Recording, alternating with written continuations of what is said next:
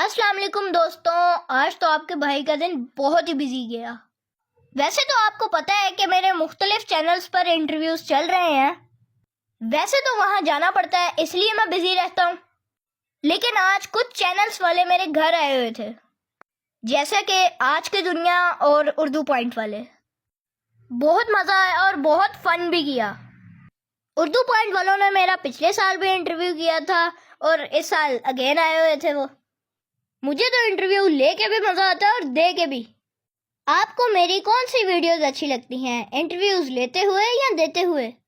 मुझे कमेंट्स में ज़रूर बताइएगा। आज की दुनिया वाले थोड़ा जल्दी आ गए थे और मैं तैयार भी नहीं था, तो इसलिए मैंने उनकी वीडियो नहीं बनाई, बस उन्होंने ही मेरी बनाई। चलें जी, जब उनकी वीडियो रेडी हो जाएगी तो वो भी दिखाऊंगा।